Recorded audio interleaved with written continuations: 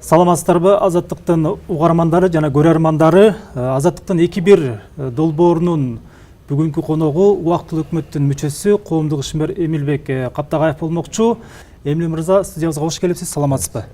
Кош келдиңиз, Эмил мырза. Анда биз дароо суроо өтөлү. Ушу акыркы окуядан сизди сурашка туура келип атат. Экс-депутат Садыр Жапаров ушул шембиде камакка алынды. Ал баягы сиз башкы каарман болгон 2013-жылдын 7-октябрь болуш керек эле. 7 октябрында окуяга тиешеси бар деген негиз менен кармалды. Эми сиз андан кийин бир жазып чыктыңыз ушул Facebook баракчаңызга: мен тиешем жок, эч кандай доом жок, арыз берген эмесмин. Ал эмес ушул Садыр Жапаровдун мага жасаган бардык итчилигин кечирдим дегендей бир пикирди айтып жазыптырсыз. Бирок ошол мезгилде ошол Садыр Жапаров барымтаны уюштурду деген сөз болуп жаткан кезде ушул учурда сиз ага андай эмес деп айткан эмеселиңиз да. Ошондон улам суроо бергим келип атат. Садыр Жапаров ушул ишемби күнү мыйзам чегинде кармалдыбы же болбосо артында кандайдыр бир саясат барбы?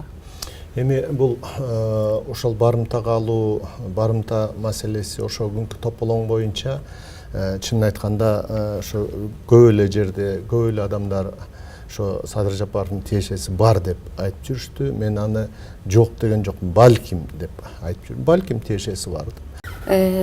Негизи ушул акыркы кездери болуп аткан нааразылык акциялары, көчө жүрүштөрү, митингдер, ушулардын бардыгы баягы сиздер апрель окуясынан кийин убада кылган, бир жагынан мактанган десек да айтсак да болот го. Мына парламентке талаш тартыштын баарын киргизип салдык. Мындан ары көчөдө талаш тартыш болбош керек деген сөздөр кайтып ошол маанисин жоготуп, анан ошол талаш тартыш кайра көчөгө чыгып кеткендей бир туюм калтырып атат да.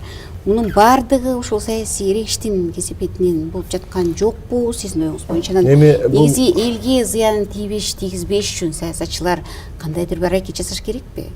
Эми мен анда ошо аяк этегинен баштайын.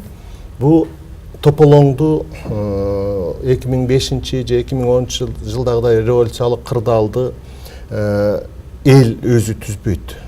Элдин тилеги, каалоосу дайыма тынчтык, мындай жай баракат, ошо бакубат жашоо. Же болсо адилеттикти талаша турган жер жок калганда айла жок эл көчөгө. Жакшы, эми сиз ошол сабактарын айтып атасыз да.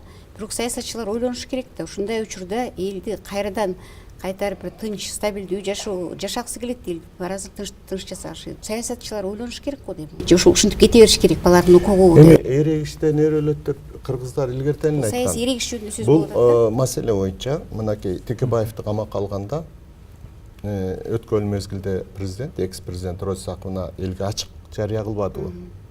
Биз бардык саясий күчтөр азыр жана кеңири форматта сүйлөшүүлөргө барыш керек. Коомдук абалды, мамлекеттик абалды талкуу болуш керек деп. Мына ушул сүйлөшүүлөрдүн башында, ушул сүйлөшүүлөргө түздөн түз кызыктар болуп бийлик туруш керек. Анткени бүгүн тополоң чыгып кетсе дагы, бүгүн элдин ичи ыдырап баягыдай бир жаңжал чыгып кетсе да, биринчи күнөөлүү саясатчылар же оппозициядагы журналисттер же массалык маалымат каражаттары болбойт. Биринчи кезекте бийлик башында турган, мисалы үчүн ошол президент Атамбаев болот. Экинчи кезекте ошо бүгүнкү күндө ушул эки тизгин бир чылбырдын баары колунда турган жогорку кеңеш, ошол кезде депутаттар күнөөлүү болот. Мына ушул азыр өзүңөр айтып аткан сөздү ойлоно тургандагы ошол элдин ичиндеги азыр буркан шаркан болуп кайнап аткан абалга кабатыр болуп ошолорго бир көңүл бура тургандагы бийлик болуш керек. Ушундай жагдайда убактылуу өкмөт эми баары бир инкылаптан кийинки өкмөткө тынч өткөрүп берген, бир өзүнүн миссиясын аткарган бир өкмөт болду да. Ушул демократиялык баалуулуктарды, сөз эркиндиги деген уран менен келдиңиздер. Ошолорду сактайбыз, коргойбуз деп Анан азыркы түзүлгөн кырдаалга ушул убактылуу өкмөт кандайдыр жоопкерчилик бар деп ойлойбу? Анан ушул аны жайгаруу багытында бир өкмөттүн мүчөлөрүндө кандай бир сөздөр бар? Өз ара кеңешип атасыздарбы? Талкуу барбы? Кандайдыр бир демилгелер чыгышы мүмкүнбү? Абдан туура суроо, терең суроо.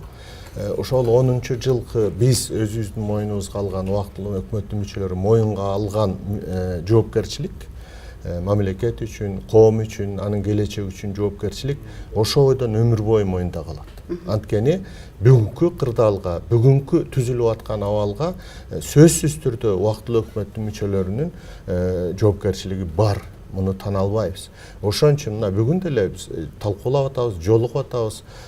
Ушул кырдаалга мындай ичинен талдоо берүү, кырдаалга бир массалык маалымат каражаттары аркылуу сөзүбүздү айтып, элге жолукканда сөзүбүздү айтып таасир этүү аракети албетте бар. Бул менин оюмча ушул баарыбыздын бирок мына ошол убактылуу өкмөттөрдүн да ою биз азыр бизге коомго чынын айтканда жөнү жок жерден тополоң болуп, жөнү жок жерден баягы 10-жыл 2005-жылды кайталайбыз дегендей жанагындай саясий абалды курчутууга баруунун кереги жок. Күзүндө президенттик шайлоо тынч, мыйзам чегинде таза акыйкат өтүш керек. Мына ошол шайлоонун тазалыгын камсыз кылуу, ошо шайлоодо элдин добушуна ылайык, элдин эркине ылайык президенттин шайланышы, ошол президентке азыркы иштеп аткан президент бийликти дагы бир жолу тынч жол менен өткөрүп бериши мындан аркы жолдун оңолуп кетишине үмүт да берет, шартты. Сиздердин ошо таасир этүү салмагыңыздар кандай эми убактылуу өкмөттүн бүгүнкү күндө? Эми аны коом аныктабаса, мына силер журналисттер аныктабасаңар, анан чыгып алып эле мен кыйынмын же биз кыйынбыз дей бериш менин оюмча туура эмес. Ушу былтыр 31-августта президент Алмазбек Атамбаев убактылуу өкмөткө карата бир топ дооматтарды айтты эле. Азыр ошол видеону көрүп алып, анан сурообузду улантабыз. Хочу открыто сказать, все это гнусная ложь. Во-первых, Конституция 2010 года не ввела в стране парламентскую систему управления. Эта Конституция привела нас к президентско-парламентской системе правления. И в ней заложены все условия для создания авторитарного режима.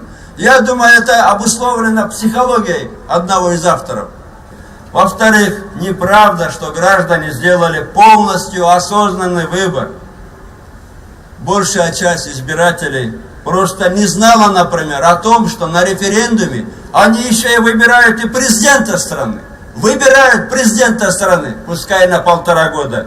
Ни в одном избирательном бюллетене не было не то что фамилии кандидатов в президенты, не было даже намек, что идут выборы президента страны.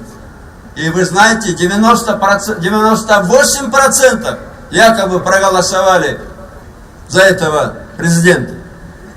И я уверен, что некоторые члены Временного правительства должны рано или поздно ответить и за мародерство, и за банковские ячейки, и за подстрекательство сепаратистов во главе с Кадыржаном Батыровым, и за организацию побега Кадыржана Батырова.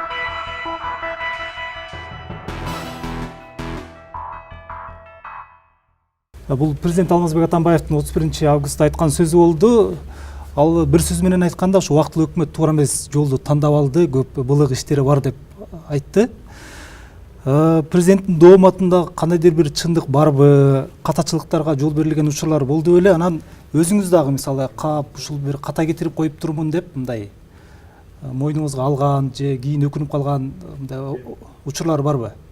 Эми убактылуу өкмөттү өзүнчө коюп, өзүн андан бөлүп айтканы бул чынын айтканда туура эмес сөз да, Атамбаевдин абириндеги сөз. Анткени убактылуу өкмөт бир тең ошол кезде Роза Исаковнанын биринчи орун басары болуп, баардык маселени өзү чечип, баардык маселени өзү кармап отурган Атамбаев бир тең да. Мына жада калса ошол эле 23 апрелде эле 10-жылдын революциядан бир 15 күндөн кийин Бекназаровдон баардык жана ыйгарым укуктарды алып, укук коргоо органдары, тиги прокуратураны башкалап Атамбаев өзүнө баш ийдирип алган да. Ошондо эже чечим чыгарып берген. Мына ошолордун баарын өзү кармап отуруп, бүгүн ошол кездеги туура эмес иштин баарын башкаларга оодора салып, өзү апапакай болуп чыга калышы бул натура сөз. Экинчиден, ошол жерде айтып атпайбы? Тиги эжени эч ким шайлаган эмес, анан кийин бир орто жерден эле өзү чыга калгандай болду. Жок. Биз ошо май айында өткөн мезгилде президенттик кызмат киргизүү, мына ошол кызматтын шарты, иштөө мөөнөтүн талкалап аткан, ошо чечим кабыл алганда Атамбаев өзү отурган, өзү кол коюп берген документтер турат да. Мына ушундай шартта баягы мунун кандай максатта айтып атканы мен үчүн абдан эле табышмак. Бирок негизинен алганда мамлекетти стабилдүүлүккө алып чыгып, шайланган жогорку кеңешке бийликти өткөрүп берип, 1 жылдан кийин шайланган президентке бийликти өткөрүп бериштин өзү бул саясий жагынан алганда дагы, бул моралдык жагынан алганда дагы мына Роза Исаковна башында турган убактылуу өкмөттүн эң чоң эл астында кылган кызматы деп мен толук эле айтам. Президент демекчи, мына быйыл президенттик шайлоо болот деп күтүп атабыз. Акыркы мына бир топ саясатчыларга коррупция деп кылмыш ишин козголушу, Текебаевдин камалышы, эркин маалымат каражаттарынын сотко берилиши сыяктуу көрүнүштөр болуп атат. Ушул иштердин баардыгы ушул бийликтин шайлоого даярдыгы катары сыпатталып атат да. Муну эгер ал абройлуу маалымат каражаттары дагы жазып атышат, сиздин пикириңизди билгибиз келет. Муну сыпаттабай эле так эле айтыш керек. Бул чынын айтканда бийликтин шайлоого карата даярдыгы ошо күзүндө андан ары кандай киши бийликке келип калат деген баягы коркуу сезиминен чыгып аткан, мындай аягына чейин ойлонулбаган эле баш аламан кадамдар катары көрүп атам да мен. Мен ойлойм бул азаттыкка карата айтылган сөздөр негизинен калпус ой. Анткени биз өзүбүз эле 10-жылдын астында же болбосо 5-жылдын астында ошол эле азаттыкка жалынып, азаттыкты көкөлөтүп, азаттык бар, ушул биздин жарандык коомдун ырысы бар экен деп айтып жүргөнбүз да. Анан кийин өзүлөрү бутка туруп алгандан эле кой айткан сөзү жакпай калды деп оозун жаба бериштин өзү бул мындай алганда акылга сыйбаган нерсе. Ачыктык деген аягына чейин ачык болуш керек. Мына ушул жагынан алганда Бейстабилдүүлүк менен ачыктыктын чеги кай жерде башталып, кай жерде бүтөт? Ачык айтылган сөз эгерде ал акыйкат, чындык болсо эч качан бейстабилдүүлүккө алып келбейт.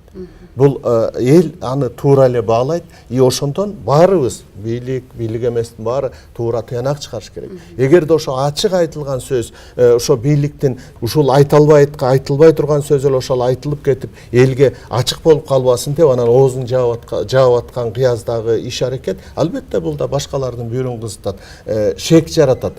Сиз Facebook баракчаңызга жаздыңыз өткөндө. Бийлик маалымат каражаттары менен соттошууга жол ачып берди.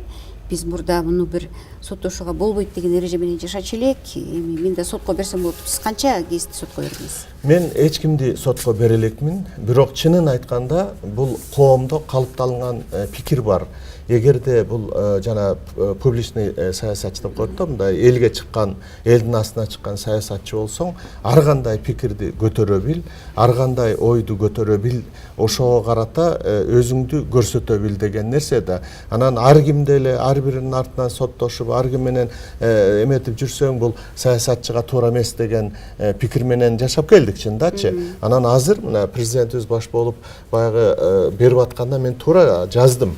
Бирок өзүм чынын айтканда мына жакынкы аралыкта эле бийликке түз көз каранды болгон Вечерний Бишкек, Багыт деген гезиттер бир болбогон ушактарды мындай эле ачыктан ачык жалалар жазып атат. Мен аларды топтоп койдум. Бирок чынын айтканда мен да азыр ойлоп атам, ушул балким жала ушак жапкан гезиттерди биз да сотко берип, аларды дагы жоопкерчиликке чакырышыбыз керек. Эмил мырза, биздин студиябызга келип кызыктуу маек куруп бергениңиз үчүн сизге чоң рахмат. Азаттыктын 2-1 долбоорунун бүгүнкү коногу ушу убактылуу өкмөттүн мүчөсү коомдук ишмер Эмил Каптагаев болду. Сизге чоң рахмат.